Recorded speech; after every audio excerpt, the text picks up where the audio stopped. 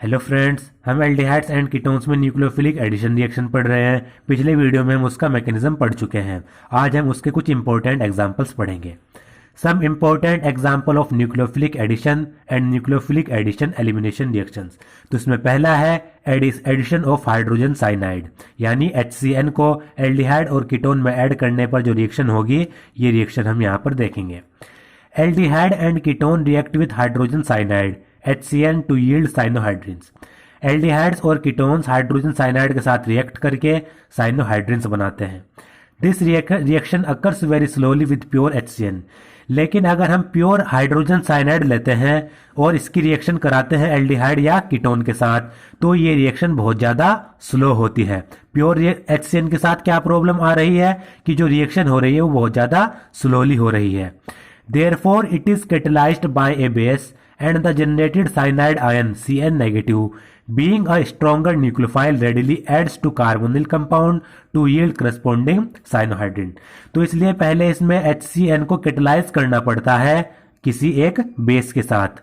Base के द्वारा HCN को हम कैटेलाइज करेंगे जिससे साइनाइड आयन जनरेट होता है, और जो ये न्यूक्लियोफाइल जनरेट हुआ ये कार्बोनिल कंपाउंड पर रेडली अटैक करेगा और साइनोहाइड्रिन्स बनाता है। साइनोहाइड्रिन जो होते हैं वो यूजफुल सिंथेटिक इंटरमीडिएट्स होते हैं। अब यहाँ पर आप देखिए, अगर हमने मान लीजिए लिया कीटोन या एल्डिहाइड और उसके डायरेक्टली प्योर HCN के साथ उसकी रिएक्शन करा दी, तब बनेगा तो यही, लेकिन रिएक्शन बहुत ज़्यादा स्लो हो जाएगी। तो रिएक्शन का रेट हमें बढ़ाना है। तो इसके लिए हम क्या करते हैं, जो हमारे पास हाइड्रोजन साइनाइड है, इसको हम किसी एक बेस के साथ इसको कैटेलाइज करते हैं। तो HCN की रिएक्शन हम कराते हैं बेस के साथ कैटेलाइज करने के लिए, जिससे क्या होता है H2O इस रिएक्शन में बाहर निकलता है और Cn नेगेटिव हमारा जो साइनाइड आयन है वो जनरेट हो जाता है। ये हमारा न्यूक्लियोफाइल इसमें जनरेट हो गया। अब ये जो साइनाइड आयन है ये क्या करता है, एक तेजी से यानी फास्ट रेट के साथ एल्डिहाइड और कीटोन के कार्बोनिल ग्रुप पर अटैक करेगा। जब बेस का फायदा क्या हुआ, बेस की रिएक्शन करने के बाद जो साइनाइड आयन बना ये रेडिली अटैक करता है कार्बोनिल ग्रुप पर, जिससे रिएक्शन फास्ट हो जाती है। तो देखिए ये हमारा कार्बोनिल ग्रुप है C डबल बॉन्ड O। ये आपको पता है ऑक्सीजन की क्या होती है, इसमें इलेक्ट्रोनेगेटिविटी हाइयर होती है। तो ऑक्सीजन इलेक्ट्रॉन अपनी तरफ यहाँ पर खींचता है, जिससे इसके ऊपर पार्शियल नेगेटिव चार्ज आ जाता है, कार्बन के ऊपर पार्शियल पॉजिटिव चार्ज आ जाता है। अब आपको पता है जो साइनाइड आयन है इसके ऊपर नेगेटिव चार्ज है, यानी ये न्यूक्लियोफाइल है, और न्यूक्लियोफाइल को चाहिए पॉजिटिव सेंटर। तो सबसे पहले स्टेप में जब हमने मैकेनिज्म पढ़ा था उसमें क्या हो रहा था, जो ये न्यूक्लियोफाइल होता है ये पॉजिटिव सेंटर पर अटैक करता है, यानी कार्बोनिल ग्रुप के कार्बन पर ये अटैक करेगा।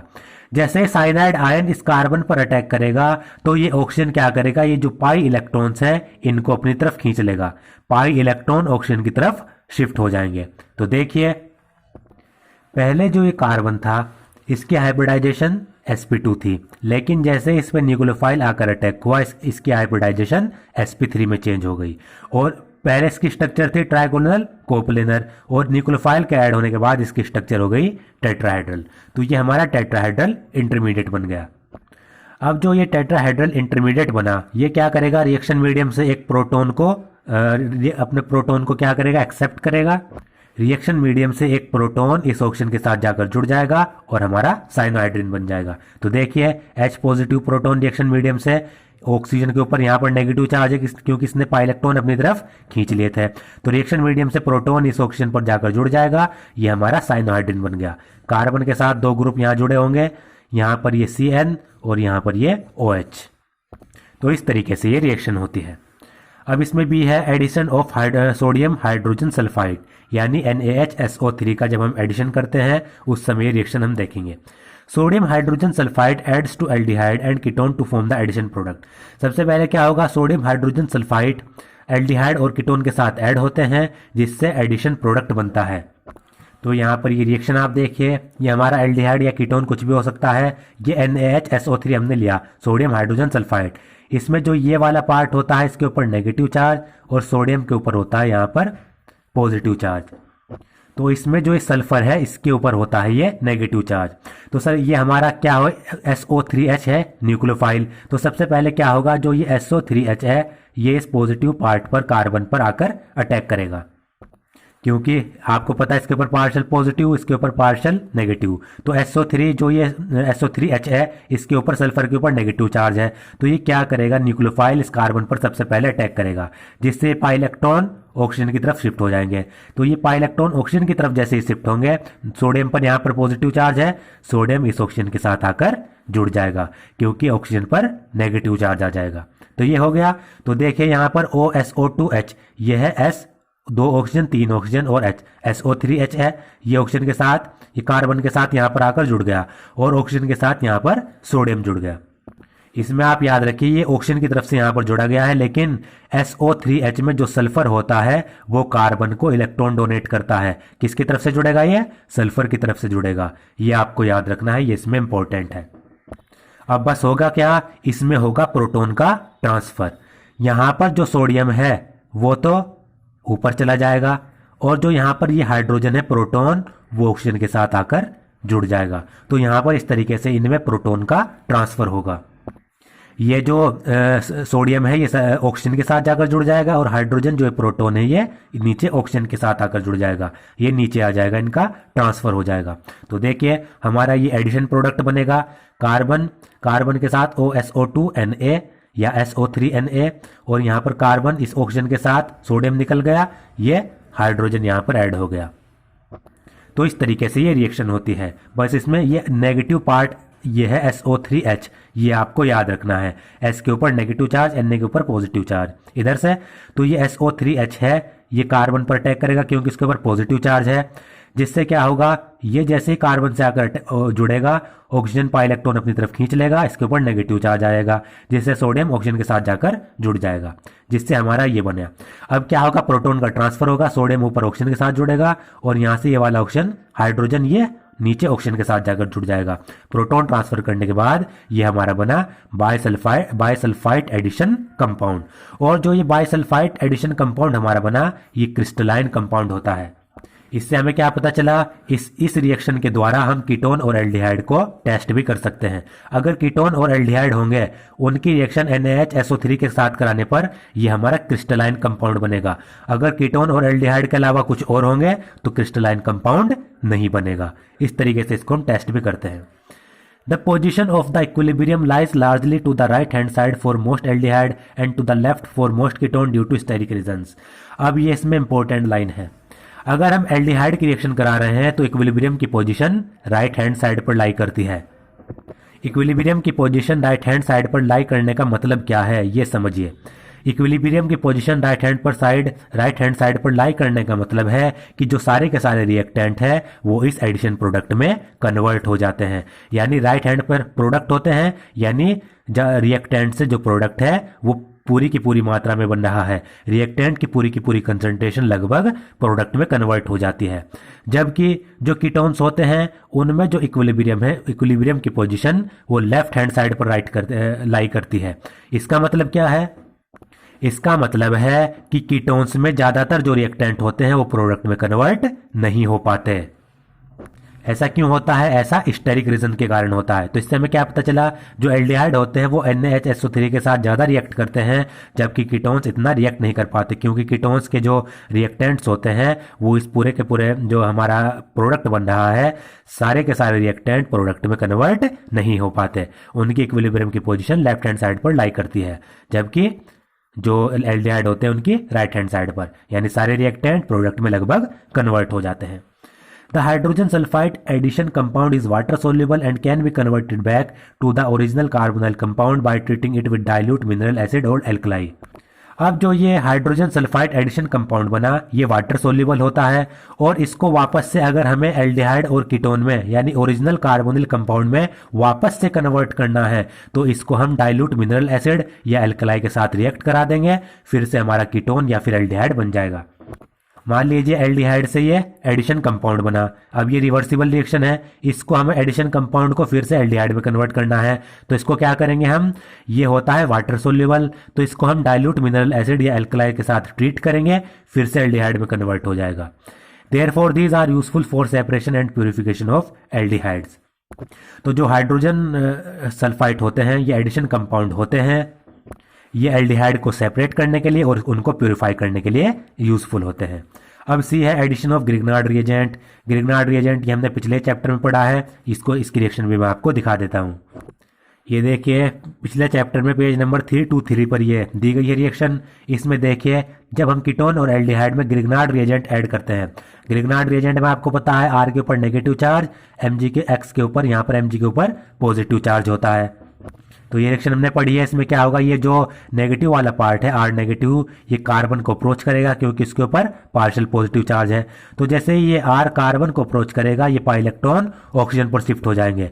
जैसे ही ऑक्सीजन के ऊपर नेगेटिव चार्ज आया, एमजी क्या करेगा, एमजी एक्स ऑक्सीजन के साथ जाकर जुड़ जाएगा। तो हमारा एडक्ट बनता है कार्बन के साथ आर और ऑक्सीजन के साथ एमजी एक्स। यहाँ पर ओ के ऊपर नेगेटिव चार्ज और एमजी के ऊपर पॉजिटिव चार्ज होता है। फिर हम इसका क्या कराते हैं, हाइड्रोलिसिस कराते हैं। और वाटर में आपको पता है H पॉजिटिव और OH नेगेटिव होता है। तो यहाँ से क्या होगा, जो H पॉजिटिव है ये ऑक्सीजन के साथ जाकर जुड़ेगा क्योंकि इसके ऊपर नेगेटिव चार्ज, तो ये हमारा OH हमारा अल्कोहल बना, और OH नेगेटिव Mg के साथ जाकर जुड़ जाएगा, ये हमारा MgOH बाहर निकल जाएगा। तो इस तरीके से ग्रिग्नार्ड रिएजेंट की रिएक्शन होती है। अब इसमें अगला है एडिशन ऑफ एल्कोहल्स। एल्डिहाइड और कीटोन में अल्कोहल ऐड करने पर क्या रिएक्शन होगी, ये हम देखते हैं। Aldehyde react with one equivalent of monohydric alcohol in the presence of dry hydrogen chloride to yield alkoxy alcohol intermediate known as hemiacetals। तो इसमें क्या होता है, मोनोहाइड्रिक, इसका मतलब होता है जिस अल्कोहल में एक OH ग्रुप हो। तो एल्डिहाइड्स एक इक्विवेलेंट मोनोहाइड्रिक अल्कोहल के साथ रिएक्ट करता है ड्राई HCl की प्रेजेंस में, जिससे अल्कोक्सी अल्कोहल इंटरमीडिएट बनता है, जिसको हेमीएसिटल्स के नाम से जानते हैं, which further react with one or more molecule of alcohol to give a jam dialkoxy compound known as acetal। उसके बाद जो ये हेमी एसिटल बना, ये एक और अल्कोहल के मॉलिक्यूल के साथ रिएक्ट करता है, जिससे जैम डाइअल्कोक्सी कंपाउंड बनता है, जिसको हम एसिटल कहते हैं। तो आप ये रिएक्शन देख सकते हैं, यह है यहाँ पर RCHO, यहाँ पर एल्डिहाइड लिया है और इसकी रिएक्शन करा रहे हैं अल्कोहल के साथ HCl गैस की प्रेजेंस में। अल्कोहल में जो ये RO पार्ट होता है ये नेगेटिव पार्ट और H के ऊपर पॉजिटिव चार्ज होता है। तो क्या होगा, जो ये RO नेगेटिव है ये ऑक्सीजन की तरफ से कार्बन के साथ जुड़ेगा और H पॉजिटिव ये ऑक्सीजन के इस वाले ऑक्सीजन के साथ जुड़ जाएगा, जिससे हमारा ये हेमीएसिटल बन जाएगा। फिर ये हेमीएसिटल एक और अल्कोहल के मॉलिक्यूल के साथ रिएक्ट करता है, जिससे हमारा एसिटल बनता है। ये रिएक्शन कैसे होती है ये मैं आपको दिखा देता हूं। तो इस रिएक्शन में आप देखिए, हमने लिया एल्डिहाइड R, यहां पर C, ये H डबल बॉन्ड O। ये आपको पता है इसके ऊपर पार्शियल नेगेटिव चार्ज, इसके ऊपर पार्शियल पॉजिटिव चार्ज, क्योंकि ऑक्सीजन की इलेक्ट्रोनेगेटिविटी अच्छी होती है, इलेक्ट्रॉन को ये अपनी तरफ खींचता है। तो इसकी रिएक्शन करा रहे हैं अल्कोहल के साथ R-OH। ये हमने अल्कोहल लिया, HCl गैस की प्रेजेंस में ये रिएक्शन हम कराते हैं। तो इसमें आपको पता है इसके ऊपर नेगेटिव चार्ज, इसके ऊपर पॉजिटिव चार्ज, तो ये RO नेगेटिव इस कार्बन को अप्रोच करेगा, इस कार्बन से जाकर जुड़ेगा। जैसे ही OR ये कार्बन के साथ जुड़ा, ये ऑक्सीजन क्या करेगा, पाई इलेक्ट्रॉन अपनी तरफ खींच लेगा, ये पाई इलेक्ट्रॉन ऑक्सीजन पर शिफ्ट हो जाएंगे। पाई इलेक्ट्रॉन ऑक्सीजन पर शिफ्ट हुए तो ये H पॉजिटिव है, ये ऑक्सीजन के साथ जाकर जुड़ जाएगा। ठीक है, किस तरीके से होगा, RCH, यहां पर कार्बन के साथ क्या जुड़ा, OR, तो ये जोड़ दिया OR। यहां पर ऑक्सीजन के साथ क्या जुड़ा, H, ये जोड़ दिया H। तो ये हमारा बन गया हेमी एसिटल, इसको हम कहते हैं हेमी एसिटल, जैसा कि आप यहां पर ये देख सकते हैं, ये OR डैश, क्योंकि हमने यहां पर R डैश लिया था। अब इसकी रिएक्शन हम एक और अल्कोहल के मॉलिक्यूल के साथ कराएंगे, R-OH। इसमें भी वही होगा, ये नेगेटिव वाला पार्ट, ये पॉजिटिव वाला पार्ट। अब इसमें होता क्या है, आपको पता है ऑक्सीजन के पास यहाँ पर ये लोन पेयर है और H पॉजिटिव को यहाँ पर इलेक्ट्रॉन चाहिए, तो ये ऑक्सीजन क्या करता है, अपने इलेक्ट्रॉन इस H पॉजिटिव को देता है, जिससे ये H पॉजिटिव इस ऑक्सीजन के साथ आकर जुड़ जाता है। ये मैं नीचे बना देता हूँ यहाँ से कुछ इस तरीके से। तो देखिए यहाँ पर R, ये C, यहाँ पर H जुड़ा था, यहाँ पर ये OR डैश पहले से जुड़ा था, और यहाँ पर इस ऑक्सीजन से, ऑक्सीजन ने अपने इलेक्ट्रॉन इस H पॉजिटिव को दिए, इस ऑक्सीजन से यहाँ पर H आकर जुड़ गया, और एक H यहाँ पर पहले से जुड़ा होता। ऑक्सीजन ने इलेक्ट्रॉन H पॉजिटिव को दे दिए, तो ये इस पर क्या आ गया, पॉजिटिव चार्ज आ गया। अब देखिए होगा क्या, यहाँ पर ऑक्सीजन के ऊपर पॉजिटिव चार्ज है जो इसको काफी अनस्टेबल करता है, और जो ये हमारा H2O बना, ये आपको पता है ये बहुत अच्छा लिविंग ग्रुप है। तो ऑक्सीजन क्या करेगा, यहाँ से अपने जो इलेक्ट्रॉन है उनको अपनी तरफ खींच लेगा और H2O के रूप में यहाँ से बाहर निकल जाएगा। देखिए H2O के रूप में यहाँ से बाहर निकल जाएगा। तो जैसे ही ऑक्सीजन यहाँ से अपने इलेक्ट्रॉन खींच लेगा तो इस कार्बन की वैलेंसी फ्री हो गई, इसको भी सपोर्ट कराने के लिए कोई चाहिए तो इसको सपोर्ट कराएगा ये RO नेगेटिव। यहाँ पर हमें पता है हमारे पास ये क्या है, R-O नेगेटिव मौजूद है। तो जैसे ही ऑक्सीजन क्या करेगा, अपने इलेक्ट्रॉन खींचेगा, H2O के रूप में बाहर निकल जाएगा। ये जो R-O है ये कार्बन को सपोर्ट प्रोवाइड कराएगा और इससे यहां से आकर जुड़ जाएगा। तो देखिए RCH, ये OR- तो पहले ही था, OR-, एक OR- इससे होकर और आकर जुड़ा, तो इसको मैं यहां पर लिख देता हूं, ये बन गया हमारा एसिटल। तो इसको मैं इधर से ना जोड़कर इधर से जोड़कर दिखा देता हूं आपको, R-O ये क्या कराएगा, इसको यहां से सपोर्ट प्रोवाइड कराएगा और इसकी जगह पर आकर जुड़ जाएगा। तो ये हमारा क्या बनेगा, एसिटल। इस तरीके से रिएक्शन होती है। ये मैं आपको एक बार फिर से बता देता हूं। RO नेगेटिव H पॉजिटिव, ये कार्बन को अप्रोच करेगा, ये इलेक्ट्रॉन यहां पर शिफ्ट होंगे, ऑक्सीजन के ऊपर नेगेटिव चार्ज आएगा, H पॉजिटिव इससे आकर जुड़ेगा, ये हमारा जुड़ गया। ये OR- और ऑक्सीजन से H जुड़ गया, हेमी एसिटल बन गया। अब ये हेमी एसिटल एक और अल्कोहल के साथ रिएक्ट करेगा, RO- negative H positive. Oxygen क्या करेगा, H पॉजिटिव को इलेक्ट्रॉन चाहिए, अपने इलेक्ट्रॉन इसे डोनेट करेगा, जिससे हाइड्रोजन ऑक्सीजन से आकर जुड़ जाएगा। ऑक्सीजन ने इलेक्ट्रॉन दिया, इसके ऊपर पॉजिटिव चार्ज आ गया। अब ऑक्सीजन के ऊपर पॉजिटिव चार्ज इसको बहुत ज्यादा अनस्टेबल करता है, और H2O बेटर लिविंग ग्रुप है। ऑक्सीजन अपने इलेक्ट्रॉन लेगा, यहाँ से H2O के रूप में बाहर निकल जाएगा। कार्बन यहाँ पर जैसे ही ऑक्सीजन निकलेगा यहाँ से H2O, इसकी एक वैलेंसी फ्री होगी, इसको सपोर्ट प्रोवाइड कराने के लिए जो RO नेगेटिव है ये इसको सपोर्ट प्रोवाइड कराएगा, कार्बन से जाकर जुड़ जाएगा, एसिटल हमारा बन जाएगा। तो इस तरीके से ये रिएक्शन होती है। एल्डिहाइड की रिएक्शन हो गई। अब कीटोन्स की। Ketone react with ethylene glycol under similar condition to form cyclic product known as ethylene glycol ketal. Ketone भी इन्हीं रिएक्शन में इथाइलिन ग्लाइकोल के साथ रिएक्ट करेंगे और एक साइक्लिक प्रोडक्ट बनाएंगे जिसको कहते हैं इथाइलिन ग्लाइकोल कीटल्स। ये देखिए कीटोन है, ये CH2OH CH2OH, ये होता है इथाइलिन ग्लाइकोल। इसके साथ कीटोन रिएक्ट कर रहे हैं HCl गैस की प्रेजेंस में। ड्राई HCl हम यहाँ पर ले रहे हैं जिससे हमारा इथाइलिन ग्लाइकोल कीटल बन रहा है। ये RCOCH2OCH2 यहाँ से ये जुड़ गया और वाटर बाहर निकल गया। अब ये रिएक्शन कैसे हुई इसका सिंपल आपको मैं एक तरीका बता देता हूँ।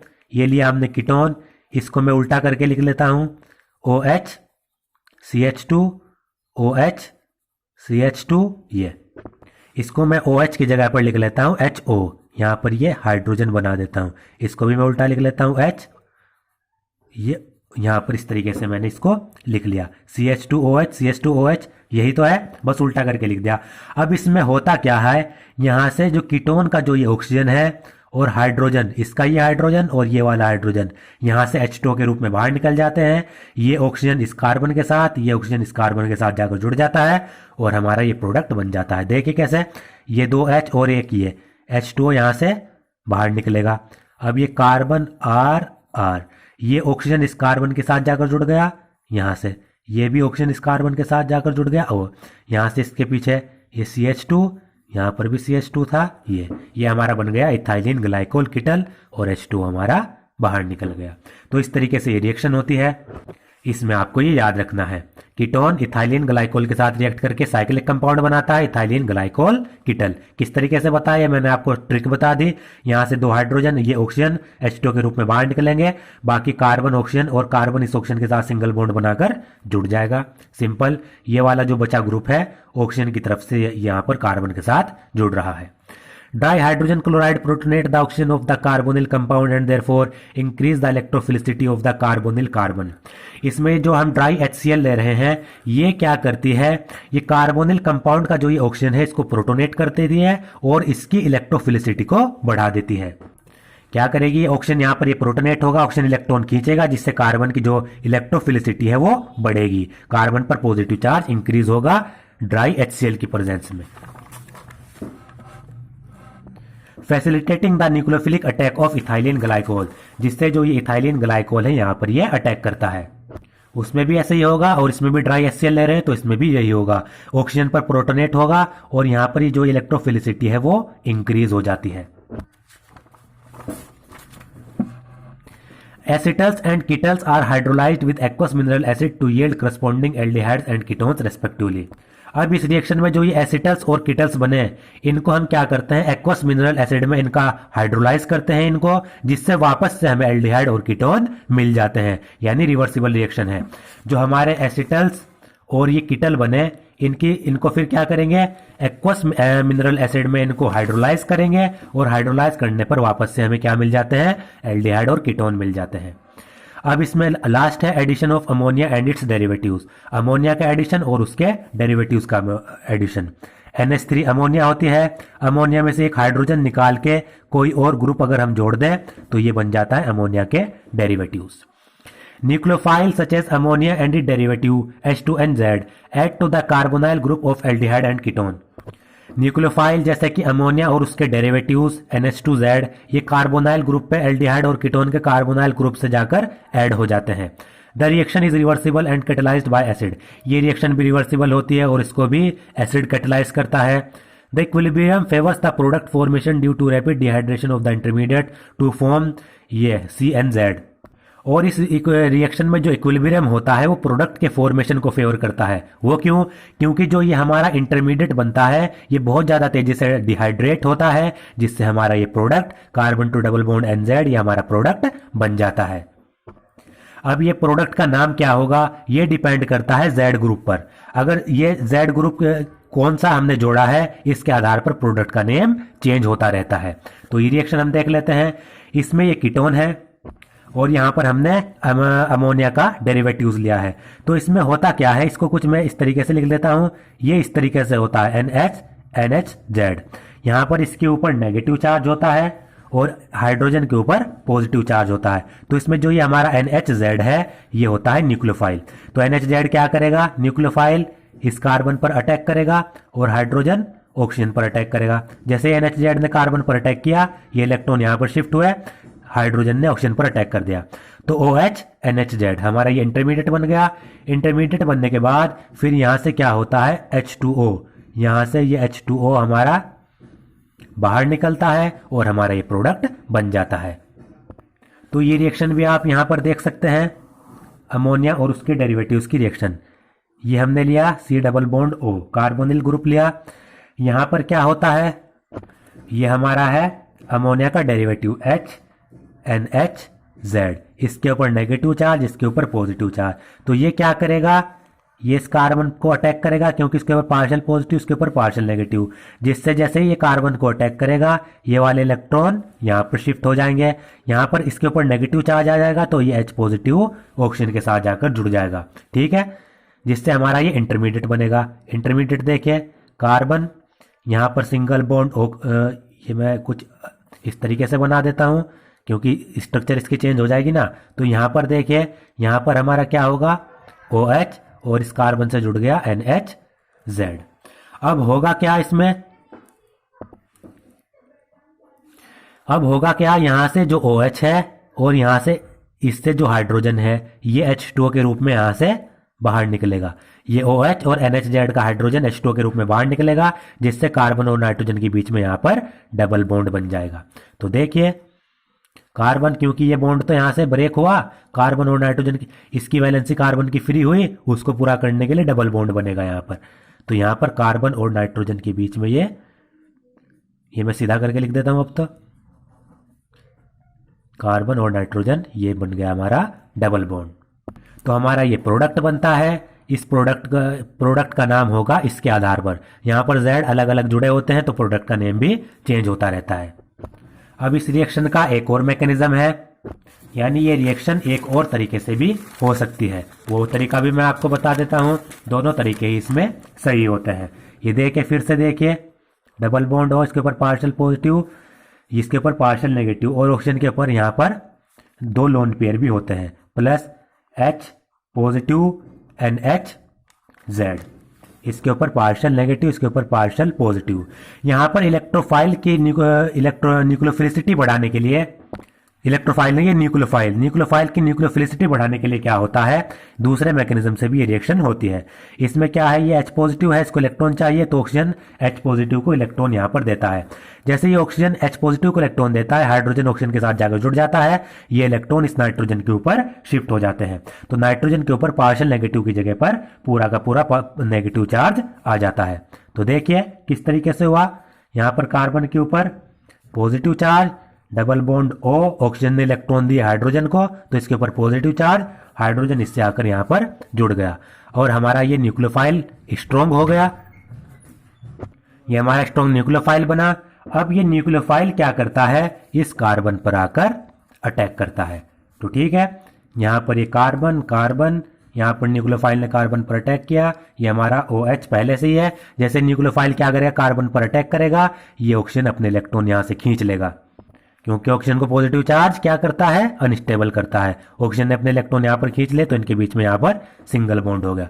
फिर वही है, यहाँ से H2 के रूप में यहाँ से बाहर निकल जाएगा ये बॉन्ड तोड़कर, और हमारा वो प्रोडक्ट यहाँ पर मिल जाएगा, ये हमें प्रोडक्ट। तो इस तरीके से भी रिएक्शन होती है। और जो तरीका मैंने आपको बताया ये वाला मैकेनिज्म, ये भी सही है, क्योंकि बुक में ये वाला मैकेनिज्म दिया गया है।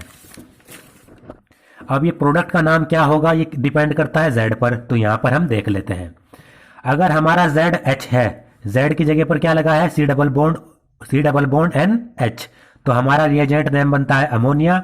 जो हमारा रिएजेंट है carbonyl derivative C double bond NH, यहां पर H जुड़ गया। प्रोडक्ट का नाम क्या होगा, प्रोडक्ट का नाम होगा आइमाइन। अगर हमारा Z की जगह पर R लगा है तो रिएजेंट नेम अमाइन होता है, और ये हमारा कार्बोनिल डेरिवेटिव बनेगा C डबल बॉन्ड NR, और ये हमारा जो नाम होता है प्रोडक्ट का वो होता है सब्स्टिट्यूटेड आइमाइन, यानी स्किफ्स बेस भी इसको कहते हैं। ये आपको याद रखना है, अगर प्रोडक्ट ये बनना है C डबल बॉन्ड NR तो स्किफ्स बेस ये हमारा बनेगा।